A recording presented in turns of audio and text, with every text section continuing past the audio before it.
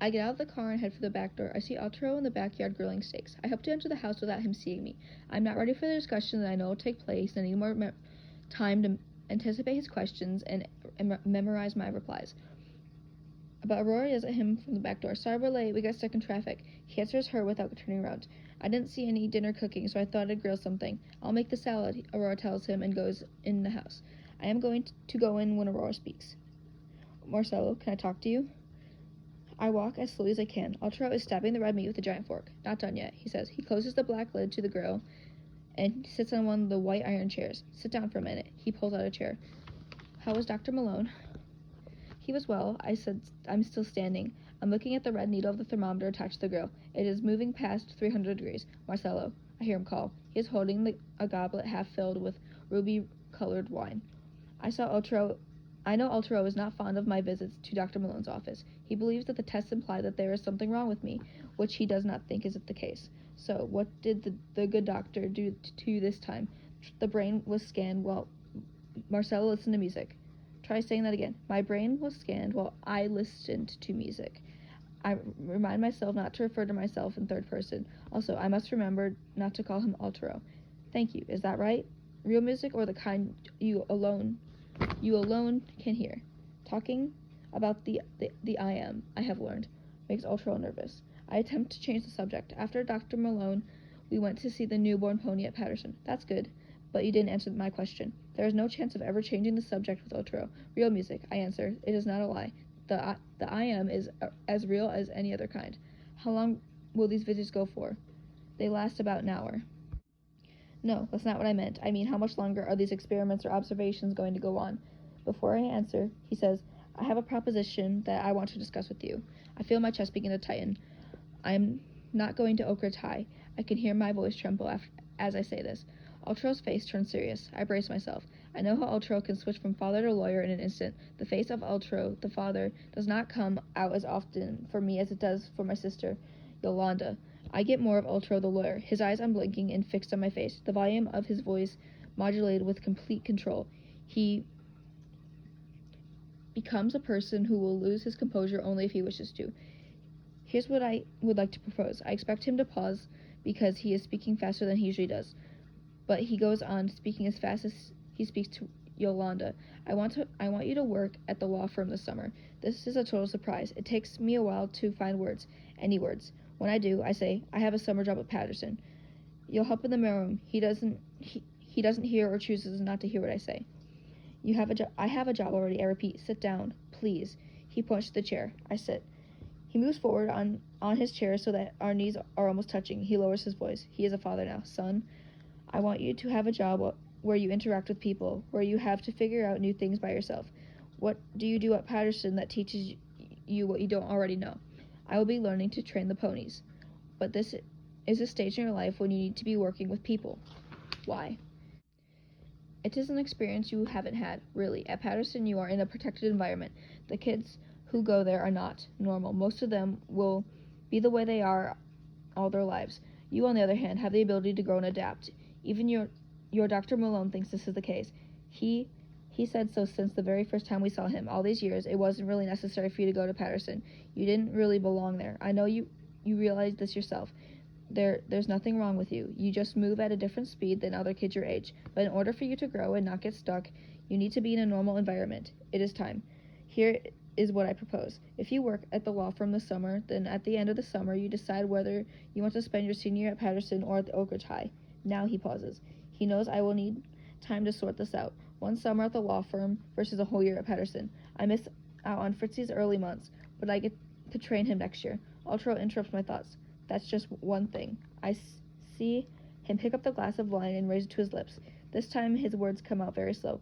You can do what you want in the fall. He waits for my eyes to meet his eyes. Then he continues, but this summer you must follow the rules of all the real world. The real world, I say out loud. It is one of Arturo's favorite phrases. Yes, that's right, the real world. As vague and broad as this term is, I have a sense for what it means and of the difficulties it entails. Following the rules of the real world means, for example, engaging in small talk with other people. It means refraining from talking about my special interest. It means looking people in the eye and shaking hands. It means doing things on the hoof, as we say at Patterson. which means doing things that have not been scheduled in advance. It may mean walking or going places I am not familiar with, cities, streets full of noise and confusion. Even though I am trying to look calm, a wave of terror comes over me as I imagine walking the streets of Boston by myself. Altro smiles as if he knows what is going through my mind. Don't worry, he says soothingly. We'll go slow at first. The real world is not going to hurt you. There is a question floating inside of me, but I can't find the words for it just yet. I open and clench my fist as I wait for the question to formulate itself. Finally, it arrives. I say to Otro, at the end of the summer, well, Marcelo, will I decide where I want to spend my senior year regardless? Regardless? I don't follow you. You said that if I follow the rules of the real world this summer, I will get to decide where I go next year. Who will decide whether I followed the rules? I am not aware of all the rules of the real world. They are innumerable as far as I have been able to determine. It is Altro the father who is speaking now. Well, look, the corporate world has its rules.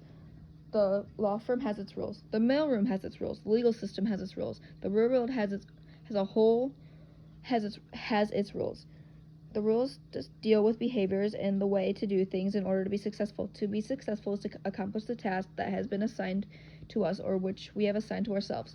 You will need to adapt to the environment governed by these rules as best you can. At Patterson, the environment adapts to you. If you need more time to finish a test, you get it. In the mailroom, a package will need to go out by a certain time or else. As to who will determine that, it seems to me that for this exercise to have any meaning, there must be something at stake. If you go through the motions and just show up every day and not try, then no, you will not have the ability to decide where you spend the next year because you will not have followed the rules of the real world. It seems to me that by the end of the summer, we will both know with absolute certainty whether you succeeded or not. But if for some reason we disagree, it seems to me that the ultimate decision should be mine. I am the father and you are the son. I will be your boss and you will be the employee. Does this make sense? I nod that it does. I never lie, but I do now. There is something about what Altro just said that does not make sense. Altro is waiting to see if there are any further questions. He knows it takes me a while to process information. I do have one final question. How will Marcelo be successful in the mailroom? I would like to have a diagram or picture of what this means so I can prepare for it. Each assignment given to you will have its built-in definitions of success. You have the right to ask for instructions from anyone in a law firm who gives you an assignment. Success will be based on your ability to follow those instructions. I know this is very vague and would like more clarity. You have to trust me. You are not going to be asked to perform tasks that are beyond your abilities. Do you trust me?